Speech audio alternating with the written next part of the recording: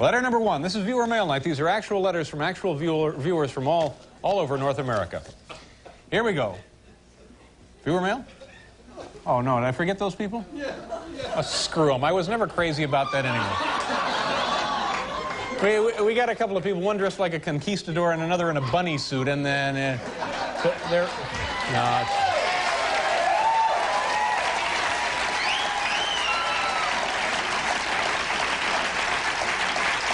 get out. Just, yeah, I know. Okay, thanks, kids. Get out. Beat it. Get a cab. Letter number 1. Dear Dave, I don't get any of this. You don't get any of the comedy on the show. I don't get that. I don't get the outfits. I don't get the costumes. It's the, it's the new humor. I guess. Letter number 1. Dear Dave, why do you sit the way you do? Is it so the female guests can look at your business? This comes to us from Randy Schnibby Kupsch, Kellnersville, Wisconsin. No, Randy, I don't want them to look at my business. I want them to look at my Schnibby Kupsch.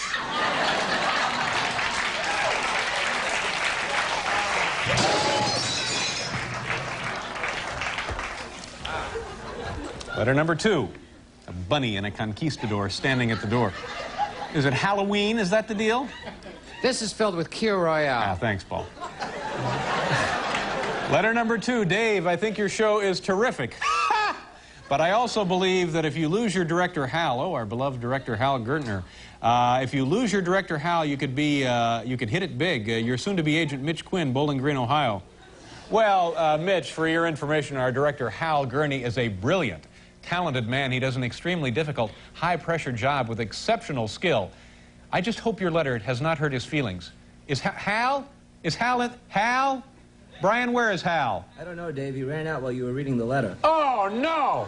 See, now this is exactly what I'm afraid of. Obviously, his feelings have been deeply hurt. I never... Yes, Brian. Hal's on his way back in. Oh, thank God he's back. Hal, we were worried. Hal, we were worried sick about you. Were you upset about that letter, Hal? Dave, I was in the men's room.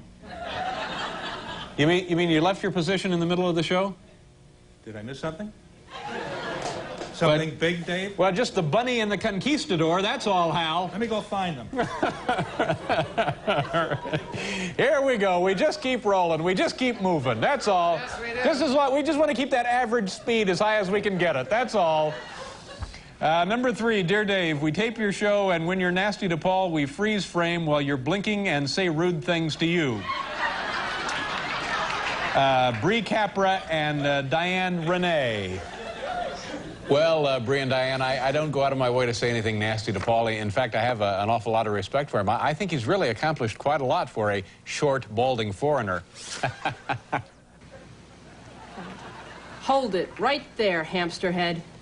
He's being nasty to Paul again, Bree. I know, pick on somebody your own size, you big jerk. Bree and Diana, 2 girls out for a good time, undone by the very weapon they use to control others.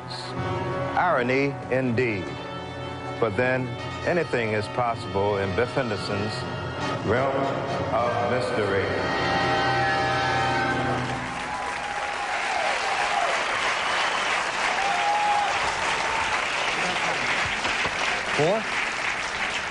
Letter number 4, dear Dave, I was taking my daily dosage of Flintstone vitamins this morning with nothing better to do at the moment. I started counting and made a shocking discovery. Betty Rubble is missing. There's a Fred, a Wilma, a Barney, Pebbles, Bam Bam Dino, and yes, even Fred's car, but no Betty Rubble. What do you make of this, Dave? Yours truly, Martin Mooney, Arlington, Virginia. What do I make of it? I think it's the stupidest thing I've ever heard. Paul, can you believe this guy has nothing better to do than sort Flintstone's vitamins? This guy must be bored out of his brains. Paul? I'm sorry, I wasn't listening. What did you say?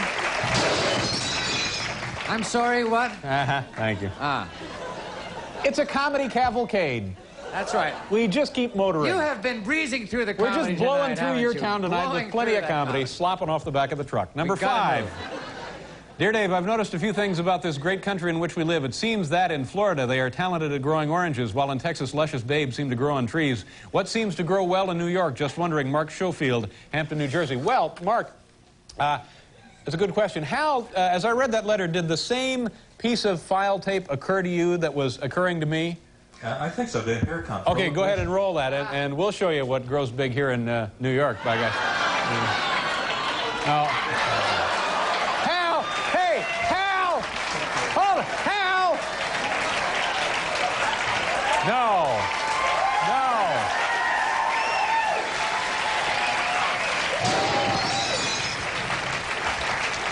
I was thinking of those prize-winning Long Island potatoes we saw at the fair, Hal. Yeah, so was I. I think there's some kind of mix-up in the tape room. Boy, is there ever. Well, that's it for viewer mail, and not a minute too soon. David Steinberg will join us in a couple of seconds, folks. So please, if you can stand it, return, won't you? Thank you very much.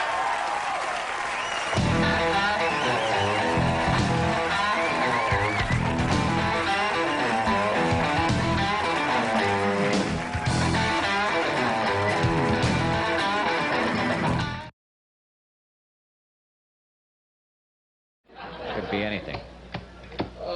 No, they're not working. That's all right. We'll get a guy in here with a hose later to just turn it on you. Am I the only one who smells toast? Everybody, how many of you all smell toast here? Yeah. This is Mary Jenkins, I guess, preparing Elvis's. We bring her all the way up from Tennessee to make toast. Is that the? It's Thursday. Whatever Elvis liked, he liked. Yeah, that's right. It's what is going on over there? Oh, Santa's elves are a little noisy tonight, aren't they?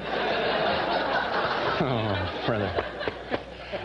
It's Friday night, kids, and that means one thing. We answer our viewer mail, and as always, these are actual viewer mail and on actual blue cards. Look at that.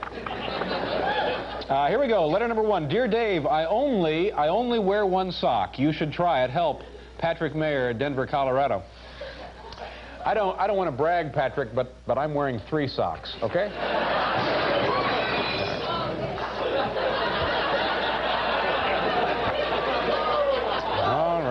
You're all gonna get some toast. Settle down. Letter number 2. Dear Dave, your producer Morty, that's our new producer Morty, is certainly cute. Please flash the camera on him more often. Is he the sexiest producer in town or what? Sincerely, Melinda Stewart, Wilmington, Ohio. Now, this is interesting because I don't think people are really aware of what Morty looks like. He's only been on the show a couple of times, but Melinda will certainly be glad to oblige you. Can we get a shot of Morty, Hal? Let's show the folks. This is Morty, our new producer. There he is.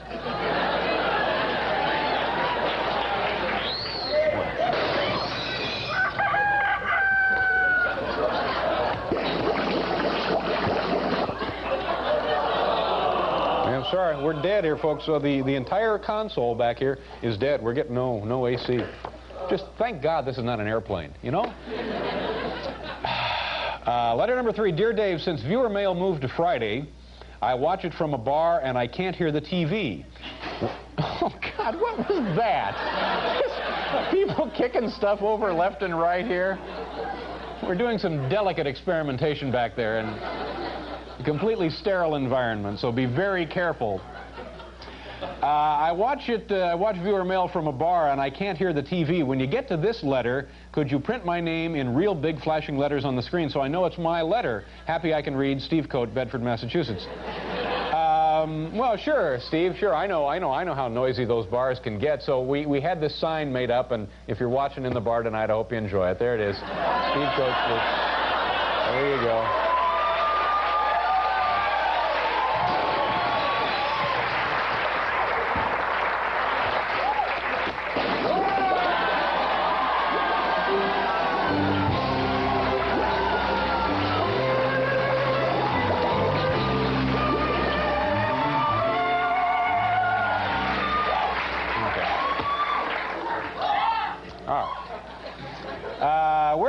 What are we up to? Letter number 4. Thank you very much, Hal Gurnee, ladies and gentlemen, the distinguished voice of our director, Mr. Hal Gertner. Letter number 4.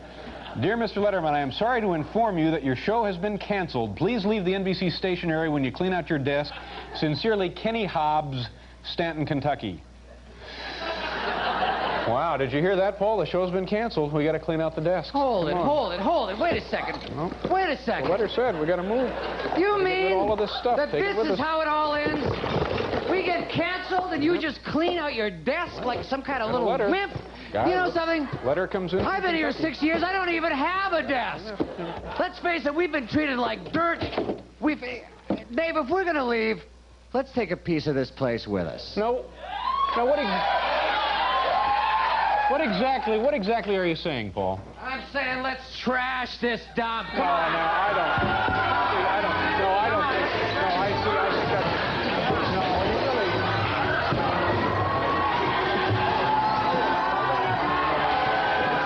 No, wait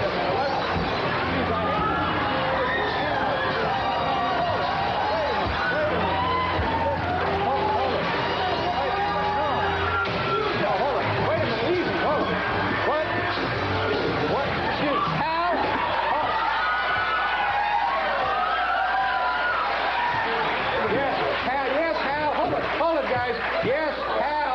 Hal?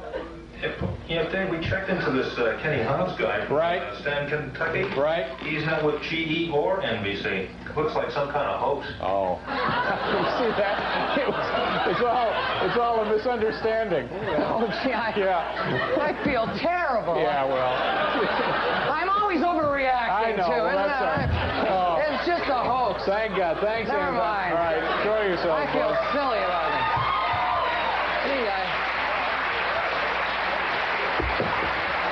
That's good. That's, you know, I'm glad we weren't canceled just when we have the fountain working and everything. Letter number 5 begins, Dear Dave, what scares you? Phil Jameson. You know, Phil, I can honestly say that I have never been scared of anything in my entire life. But I'll tell you, I have noticed one thing. I've noticed that these little mice, these guys right there, they get plenty scared when I poke at them with this pencil.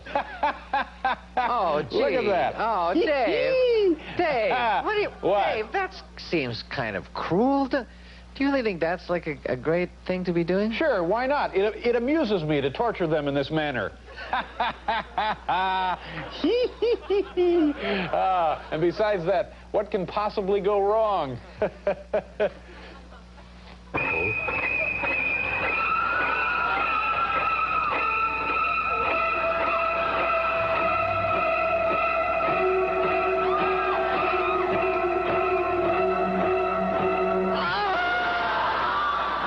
David Letterman, a man who, because he had never known fear, decided to play God, only to have the tables turned. Irony indeed. But then, such occurrences are common in Biff Henderson's realm of mystery. Biff Henderson's realm of mystery. We'll be back, folks, with Howard Stern.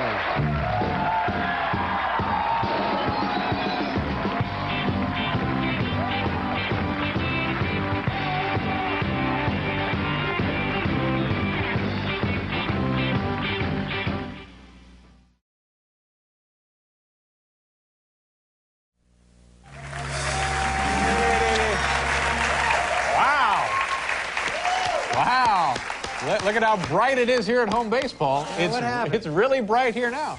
I wonder if we're going to do something special here. Tomorrow on the program, Jamie Gertz and Art Buchwald. That's tomorrow night. What a show. Jamie Gertz and Art Buchwald. You know, earlier I said that there was nobody stealing bases up at the Hubert Humphrey domed arena because that's a part of the country where people tend to be polite and well-mannered. That's true, of course, but I did see on the news footage of people trying to overturn a bus. So that kind of offsets. They were outside doing their damage. Coming up in this half hour, Jan Wenner and comedian Rita Rudner. What a week it was here last week on Wall Street with the stocks were going down And then they'd come way back up again, and then they'd go down again. And in fact, I think they're still downtown in the financial district. They're working around the clock trying to catch up with all of that paperwork. Hal, can we get a shot of one of those buildings down there in the Wall Street area? Sure. See what's going on. Maybe if we can, yeah, that one right there. Let's get in real tight there and see. There's a gentleman working pretty late. Oh, my God.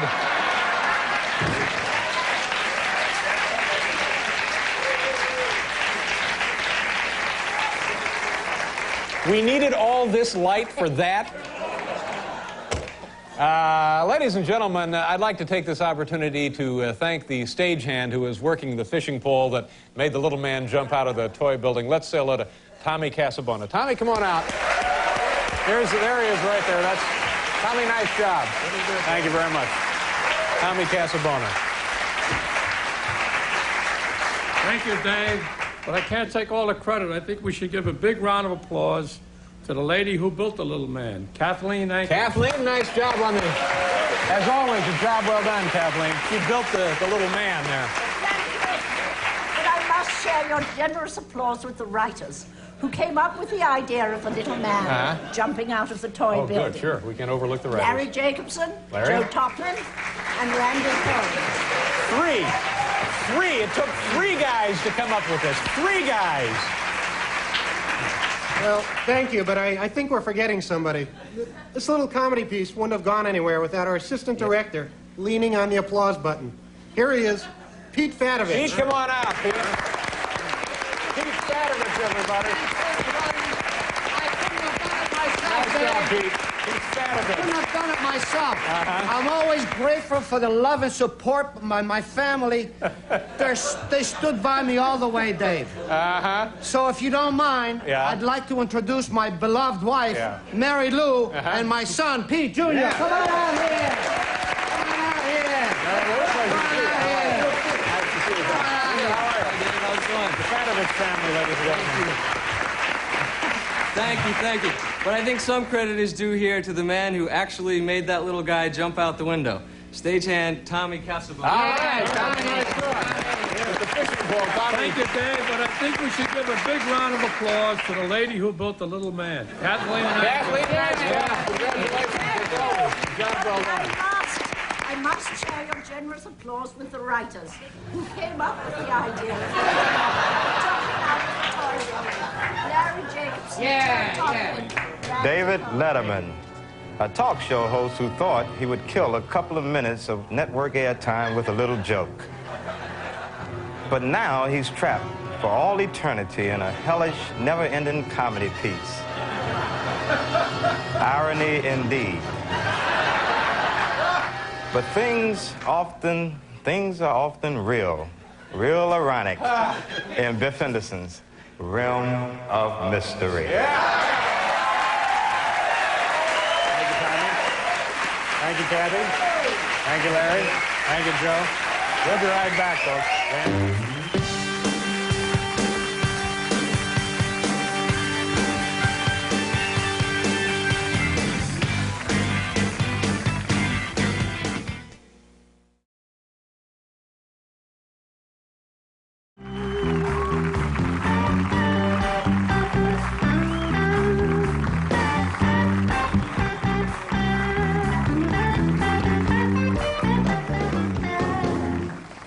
It's not like the old days, Paul. Show business used to be a brotherhood in the old days. It used to be like a club where you'd share and you acted as a big family, and if somebody needed some help, by gosh, you'd rush over and help build them a barn. Sure. And, if someone needed a 3-year-old genius, exactly. You'd say, take him. We're debuting on the 9th, but, I know. We're really late, aren't we? I know. I'll get right to it. Don't worry. We have viewer mail. We'll get to it, yeah. And there's not a lot of 3-year-old geniuses. 4-year-old, plenty of 4-year-old geniuses. Very few. It's our viewer mail, ladies and gentlemen. We answer it every Friday night, and tonight is certainly no exception, even though it's Friday. I don't know what that means. Letter number 1. Dear Dave, I have absolutely nothing to say. Sincerely yours, Daniel Brady Campbell, Seattle, Washington. Sorry, Daniel, George Bush already has a running mate.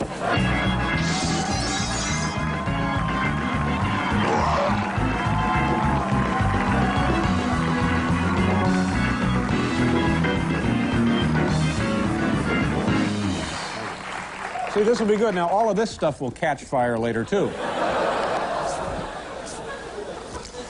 Letter number 2. Dear Mr. Costas, it begins. I'm writing to express my admiration for your recent Billy Crystal interview. I was delighted at what a wonderful interviewer you are. I'm writing to NBC and to their local affiliate to express my pleasure, and I'll be taping your show regularly. Yours truly, C.J. Newman, Vancouver, British Columbia, Canada. Thank you, C.J., for your kind and perceptive letter. I appreciate it, but frankly, the time on my show is much too valuable to waste answering mail on the air. On the other hand, that doesn't seem to be the case with the Letterman show. So from now on, Late Night will be answering all the mail for Later with Bob Costas. Address your letters to Later with Bob Costas, care of Late Night, Post Office Box 2282, New York, New York, 10185. By the way, feel free to include foods, liquids, and perishables. That'll ensure prompt attention. Thank you.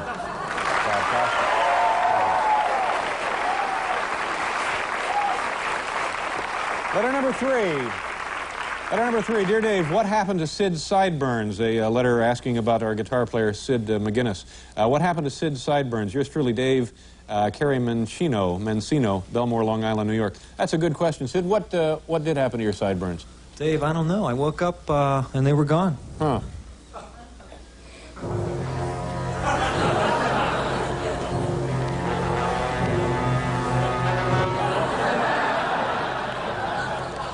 Woke up and they were gone, I said. Too bad, Sid. You know what you need to cheer you up, Sid? A little bite to eat. So here's a special dish I prepared myself, Sid. Bon appetit.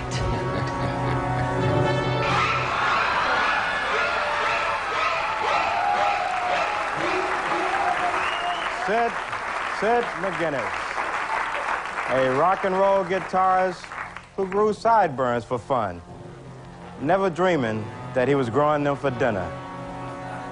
Not very ironic, but sometimes we get pretty hard up for ideas on Biff Henderson's Realm of Mystery. Light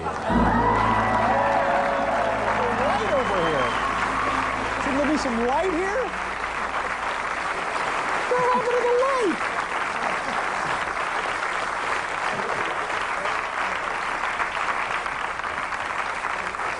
The light. We couldn't see Biff at all, could we? Well, he was enshrouded, I guess, in the realm of mystery. Bad lighting. Well, we'll see how you look the rest of the show. Yes, I know. No, the realm of mystery. It was that. Yeah, letter number 4. Letter number 4. Dear Dave, what the hell are you going to do in a movie? Act? Concerned Leanne and Patrick Deasy, St. Charles, Illinois. Once again, it took 2 people to write this letter. Well, it just so happens, Leanne and Patrick, that I've already been in a motion picture, a movie that millions of people have watched and enjoyed. Hal, do we have a clip from that movie we can show? All right, watch this.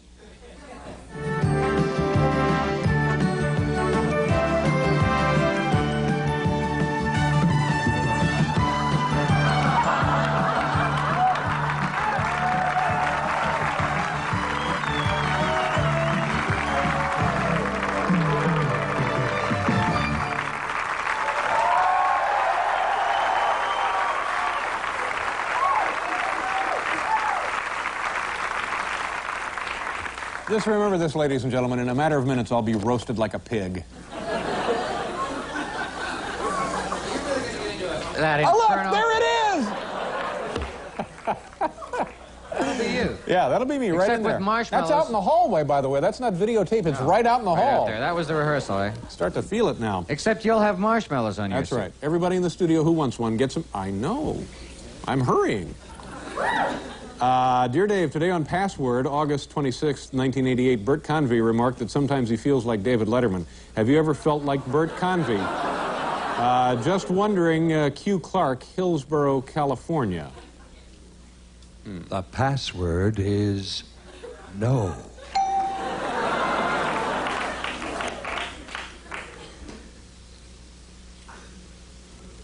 Yes.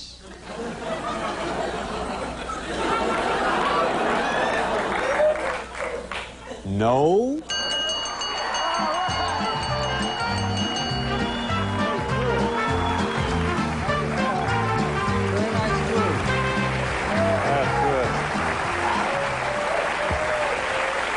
right, we have to do a commercial. We'll be right back here with Howard Stern, ladies and gentlemen. Come on.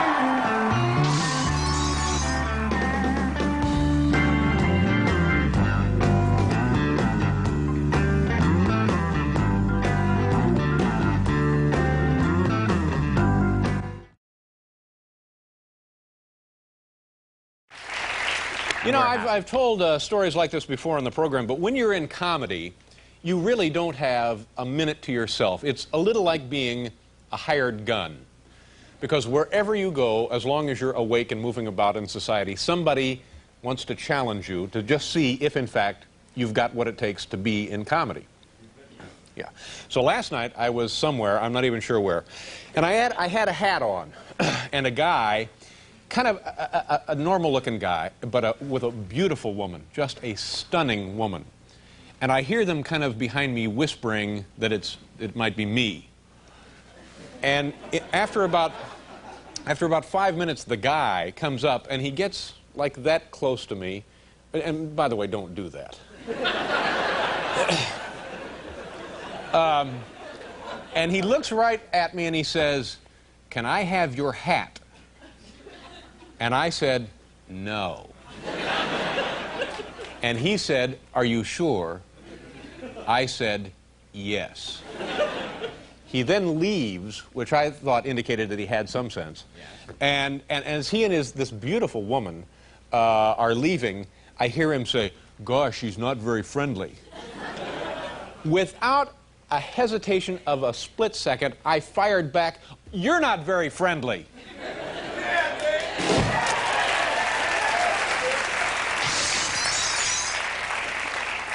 See, it's always working. That's right. Mind always working.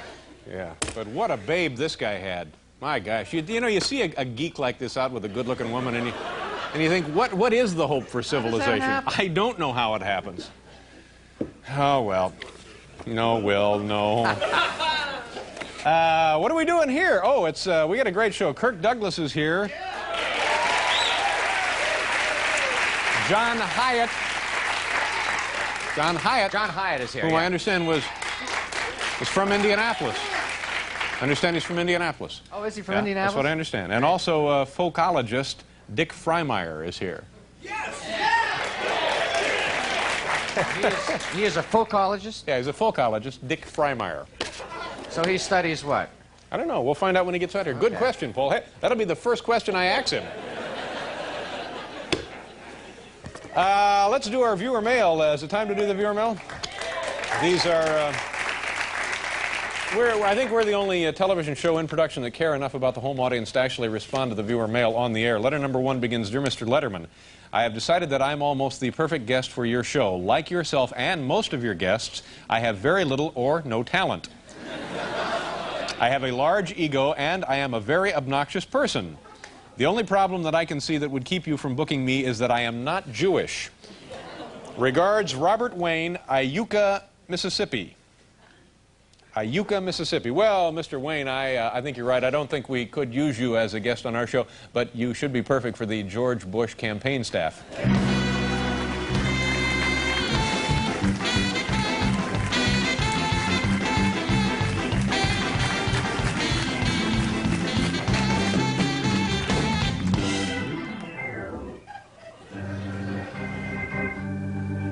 We had a misfire, Paul.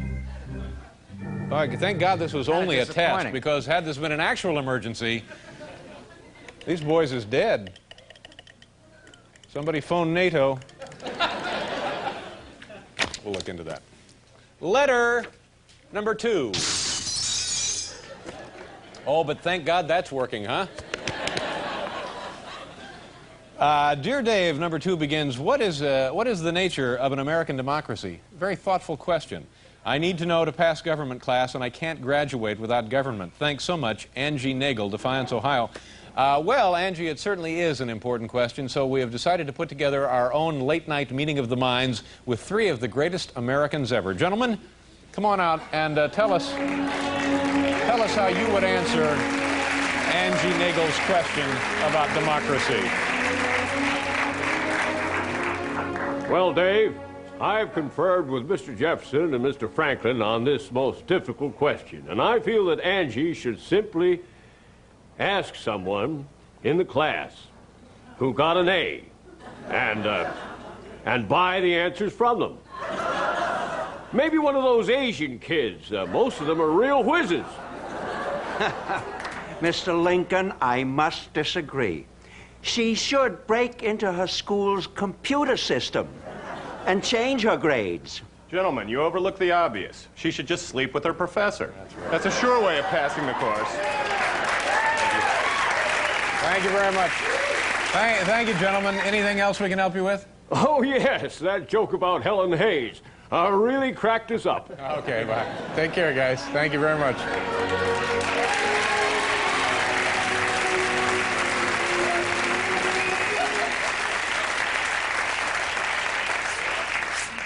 Sanborn was over there laughing at us. He has his own show now. Let's see if you can do better on your own show, Dave. Let's see what kind of crap you come up with now. Letter number 3. Well, it was actually like having those 3 guys here, wasn't it? It was uncanny. Come to think of it, they were here. I don't know what the hell I'm talking about. It was actually kind of like having 3 guys portraying former presidents. Actually, yeah. like almost like that. Almost yeah. like having 3 actors right here in the, in the room. Yeah. Very close to that. Who was that guy on the right, though? They're all very good. Yeah. Dear Mr. Letterman, my name is Craig Durling, and I am 17 years old. I have been a fan of yours for quite some time. Well, that's very nice of you to say, Craig. I host a show very similar to yours. Of course, it's modeled after your show. We tape it as often as we can in a small cable studio. It's called After Hours, and I've tried everything from top 10 lists to dumb ads. I hope to hear from you soon. Sincerely yours, Craig Durling, Andover, Maryland, Massachusetts. Gee, I don't know. We were so taken by this letter that we actually sent away for some of that tape. Hal, did it ever arrive, the tape of Craig Durling's show? Yeah, here it is now. All right, go ahead and roll it. Let's take a look at it. This is 17-year-old Craig Durling. Okay, we have a great show planned for you tonight, so phone the kids and wake the pets because it's time for something we like to call supermarket finds. So this is supermarket find number 1. This is called Janitor and a Drum. Folks, we're talking about a very little janitor. Do you like that, Paul? That one put me away. You are some kind of nutty kind of cat, Craig Durling. Thank you. Paul, what exactly was that all about? You and the band are what, moonlighting on this guy's show? Well, I didn't really see any harm in it. You don't mind? You don't mind, do you? Well, look, nothing personal, but you're going to have to choose either this show or that show. All right? Make up your mind. One or the choice? Other. Yeah, do you mind? Can you give us a minute? All right. A minute. Guys. Craig Gurnee show. All right. Okay. Okay. We're happy. We're happy to announce that the band and I have decided to stay on this show. Oh, great. Thank you. Unless Craig's show gets picked up by Fox, then we're out of here.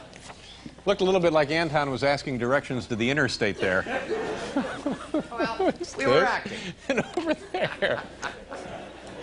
We were acting and indicating the difference between the two shows. I get you. Dear Mr. Letterman, well, we've done that one.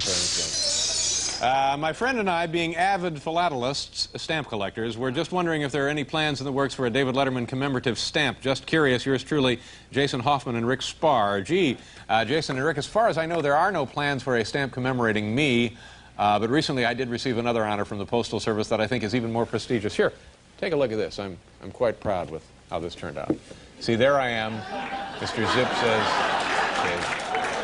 there I am. There I am as the Mr. Zip. Yeah. See if these are working. I'll bet these are working now, Paul. Oh, let's see. No, they're still not working. Oh, jeez!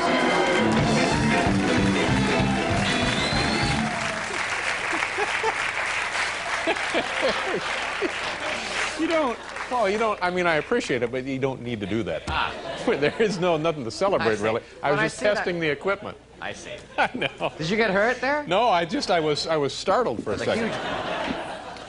Letter number 5, and not a minute too soon. Dear Dave, your fans are happy to forgive you an off night, but I don't think you're trying anymore. Can't blame the jokes. They're the same silly, though uninspired fare, and your timing is right on. What seems to be missing is the twinkle in your eyes, the satisfaction of a job well done. Sincerely, Fran Sieber, Villanova, Pennsylvania.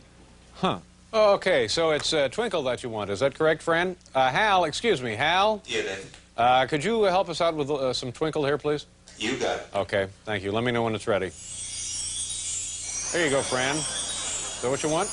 Good enough Twinkle for you, Fran? Is that what you wanted, Fran?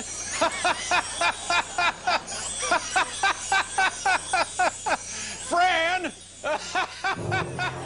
David Letterman, a man who only wanted to bring twinkle back to his eye, but instead found himself trapped in a nightmarish whirl of eye-twinkling madness. Doesn't make much sense, but then things don't have to make much sense in Biff Henderson's realm of mystery.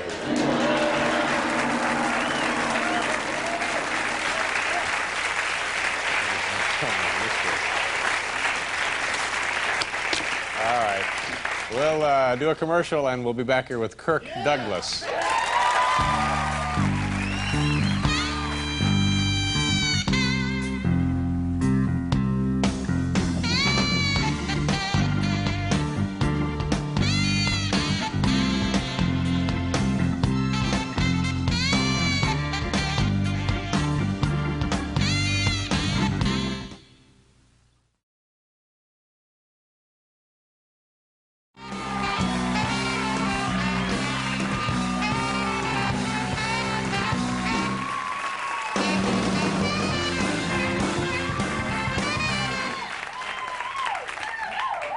I don't want to make a big deal about this, but this is fairly interesting. Usually I have a cup of water here, and usually I have a cup of coffee here. Tonight I have a cup of water and a cup of hot water.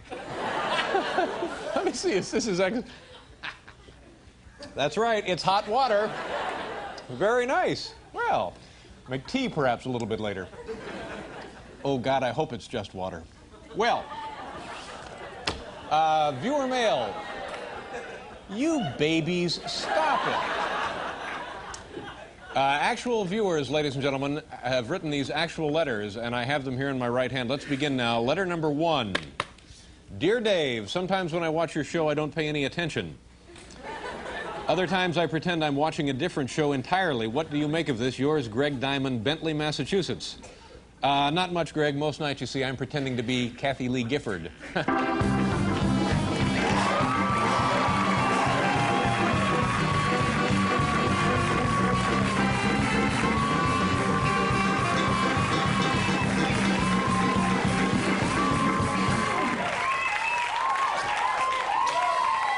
Boy, I really have a taste now for hot water.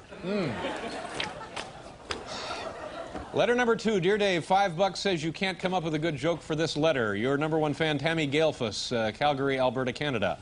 Okay, I'll tell you what, Tammy, I'm going to bring 3 of our writers out here, and we'll see what we can do for you. Come on out, gentlemen. This is Larry Jacobson, Gerard Mulligan, and Adam Resnick. Here's the letter. Is there anything you guys can do to help me out with this? Yeah, I've got $1 for you, Dave. Okay. I'll give you 2, Dave. Okay, great.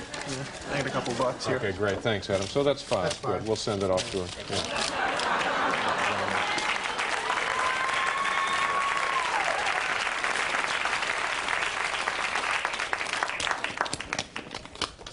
See, I'm still pretending like we're going to mail this off. Once you start something, you have to finish it, so... It's what you call a follow-through. That's right, exactly. Very nice. I tell you what, while we have a second, why don't you folks at home go to the kitchen and pour yourselves a nice big glass of hot water. So you can enjoy the show at home as much as we are here in the studio. You want to be just like Dave? Drink plenty of hot water during the telecast. Huh? Oh, it's all right, Al. I don't mind. It's nice for a change. Yeah. That's all right. You don't have to apologize. Poor guy, I've ruined his weekend now. Dear Dave, letter number 3 begins. I lust after your drummer, Anton Fig. Can you send me a picture of him? Thanks.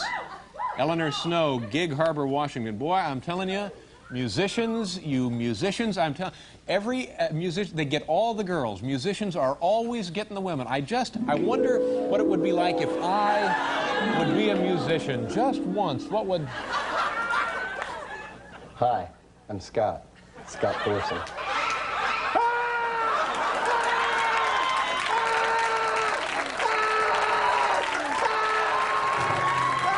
David Letterman, a man who thought music was the food of love, only to be served a most unappetizing dish. Irony indeed. But then, irony is often on the menu in Biff Henderson's realm of mystery.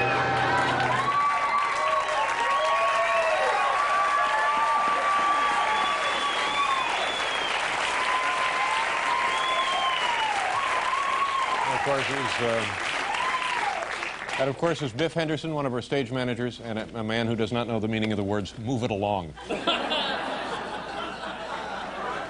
Oh, very nice job, Biff. I'm just teasing with you. Letter number 4 begins, Dear Dave, does Paul ever get any mail? Just wondering, Chris Keating, Shodak Landing, New York. Yeah, sure, Paul gets mail. Let me show you right over here in the mailbox. Let's take a look. Let's see, Dave has a... Oh, yeah, Paul right here. Yeah, there's a... Oh, well, it's not strictly speaking a fan letter, but, you know, it's something. It's Paul Schaefer's... This is Paul Schaefer's letter. It's been returned because...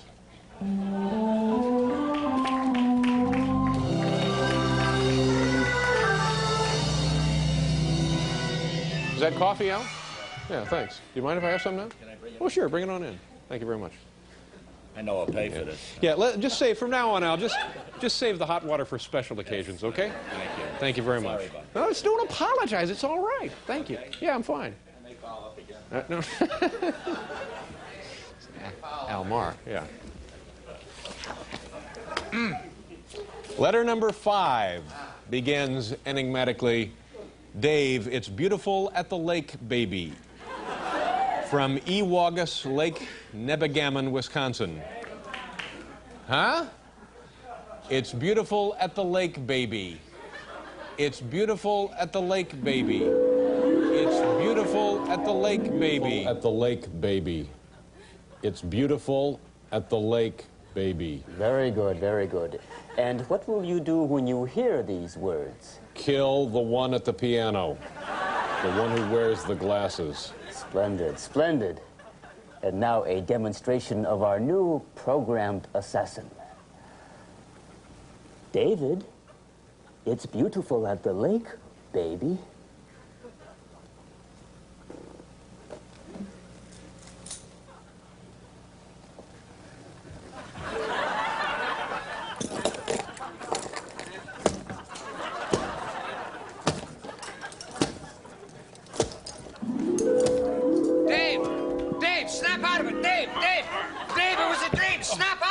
Oh. Dave, are you all right? Oh, fine. Gee, what the heck happened here? That flashback explained everything. You were programmed in that Chinese prison camp to kill me. And oh, my thank God. goodness that page just happened to be standing next to the organ. Yeah. Are you all right, Paul? Oh, yeah, I'm fine. No harm. Great. No so harm. everything's all right yeah, then, huh? Fine. All no right. problem. Well, thank goodness. Well, that's good news. So we're done now. No problem. Yeah, okay. We have a wonderful program for you folks. Penn and Teller are here, Mickey Mantle and Branford Marsalis. We'll do a commercial. So come on.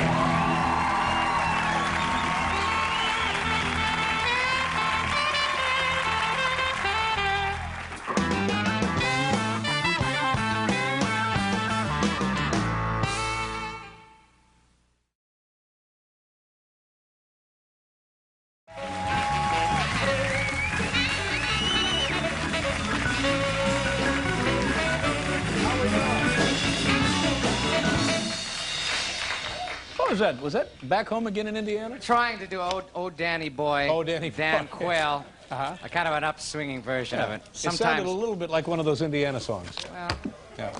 Indiana Wants Me? No. That one? There's two of them. There's, The Moonlight's Bright Tonight Along the Wabash. I don't know the name of that one. That's right. And then Back Home Again in Indiana. They're both the same song. I think you're right. Anyway. Anyway, it's time for viewer mail. Friday night, we always answer our voluminous viewer mail that has accumulated over the week. These are actual letters from actual viewers. We've been doing this now for 7 years. And, Paul, as I look down here at these cards assembled before me, it occurs to me that this may be the one recurring bit of hilarity on the program that we do that does not have an accompanying introductory theme from you. Ah. Am I right about that? Everything else, Small Town News. Has a theme. Supermarket Finds. Has its own theme. Let's Have Some Fun. That has a theme. The Let's Have Some Fun theme. But this doesn't have a theme. That is correct. Up until now. What? That is up until now because I have done something very special for this evening. I have taken the liberty of commissioning a special theme for viewer mail by one of the truly great American composers. Let me mention a couple of titles to you. Moon River, Pink Panther, Peter Gunn, Charade, Days of Wine and Roses. These are just a few of the classic pieces created by this man, this genius. Please welcome to debut his new theme for viewer mail, Mr. Henry Mancini, ladies and gentlemen. Oh, my goodness.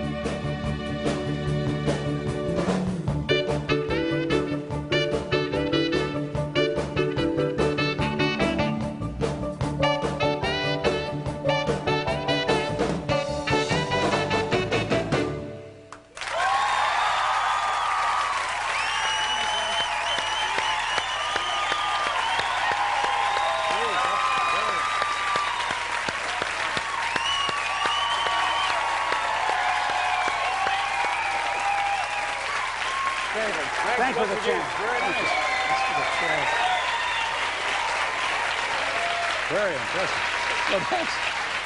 Well, Paul, I am, needless to say, I am touched. We have our own viewer mail theme now. Isn't that beautiful? Composed and directed by Henry Mancini. Absolutely. And a huge group of folks back there. A huge string section in his honor. Yeah, that's amazing. Maybe if we're lucky, we can reprise the theme at the end of viewer mail. That would be something nice, wouldn't it? One more hit of it at the end, maybe, if we're lucky. That doesn't remind you a little bit of the theme for the show that follows Cosby, does it? Just a little bit like... What is that show? I don't know. Okay, let's do the... It's a big night for you, isn't it, Lenny? Geez, you could have cleaned up a little. This is his look. Okay. Yeah, but all of those people had black ties and stuff. They looked Said beautiful. Squeaky the Squirrel, hi. I know, we gotta go. Okay, anyway, here's the viewer mail. That was very nice. Letter number 1. I would like as many tickets as possible. Thank you. John Garfield, Greenwich, Connecticut. That's funny. That's exactly what I said to the Connecticut Highway Patrol. Like as many tickets as possible. I would like as many tickets. Huh? Hey, what? What is that? What do you mean? Well, I don't know. What?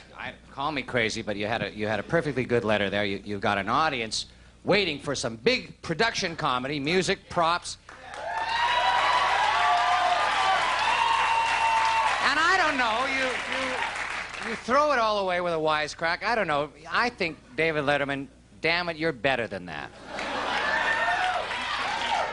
You know what, Paul? You're absolutely right. My gosh, you're absolutely right. Put that letter back up. We're going to do that letter over again, and this time we're really going to do it properly. Paul, thank goodness you said something. After all, damn it, it's Friday night. We've never done this before. Load up the letter. Let's try it again. You brought me to my senses, Paul. Thank you. Letter number 1. Dear sir, I would like as many tickets as possible. Thank you. John Garfield, Greenwich, Connecticut. Well, we were very, very hardly... We were what? Edit all of this right out. We've worked very hard to accommodate Mr. Garfield's request, and he should be getting his tickets just about now. Wow. A dozen tickets to late night. Oh, this is my lucky day.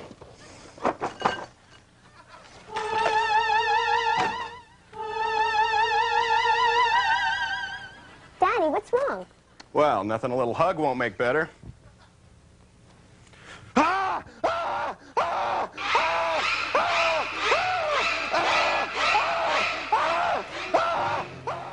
John Garfield, a modern-day King Midas who lusted after a different kind of gold, only to win a ticket to his own private hell. Irony indeed, but then, what else would you expect in Almar's realm of mystery?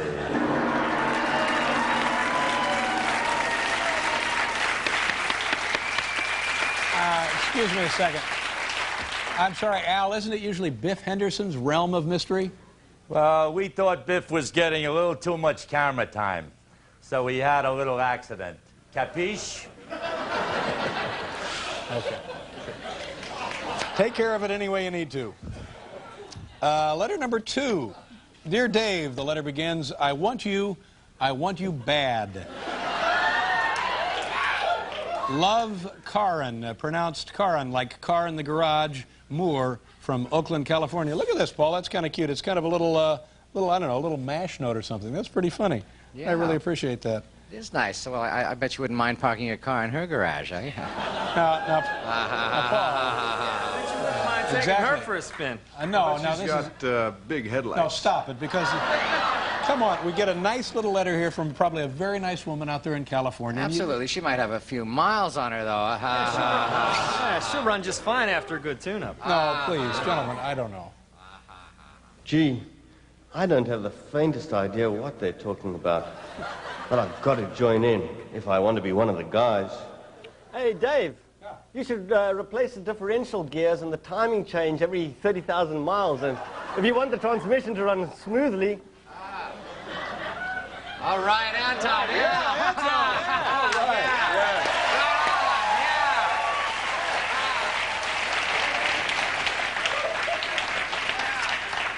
right. Letter number 3. Dear Dave, I saw your program last night in which you showed a videotape of Dan Quayle eating lunch. While everyone else was turned toward listening attentively to the president, Dan kept his attention on his food. Obviously, he is much smarter than we thought. Thank you for providing this public service. Yours, Chris Olson, Lincoln, Nevada. You know, ladies and gentlemen, said Squeaky the squirrel. No, it says Nevada here. It is Lincoln, Nevada, according to the information I have. I don't really have a joke here, but this is a good excuse to show that footage now of Dan Quayle having lunch, ladies and gentlemen. Future President, Vice President of the United States, Dan Quayle. There he is, enjoying, looks like a salad. President Reagan addressing the assemblage. Dan continuing to eat. Okay. Letter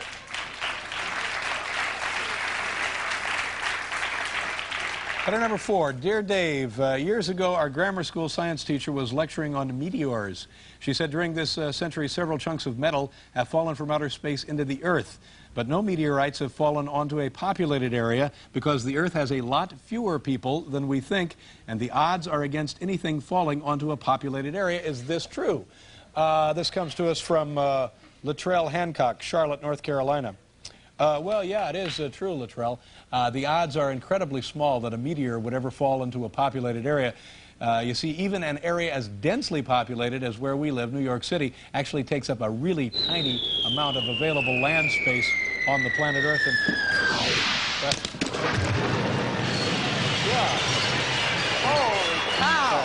that? I can't believe it. Holy God, a meteorite. This is unbelievable. Ouch. Ooh, watch it, Paul. It's still hot. Actual meteorite. Damn, it's hot. Do you realize how small the odds are of this happening, of a meteorite crashing down into our studio? Yeah, but Paul, I think what this is, I think this is just a part from a General Electric jet engine. Yeah, this is the compressor assemblage. That's what this is. Where is it? Oh, yeah. Yeah. Yeah, you're right. Oh, here. Yeah. Oh, you can see it right there. Is the GE logo. I see it right there. Yeah. Happens all the time.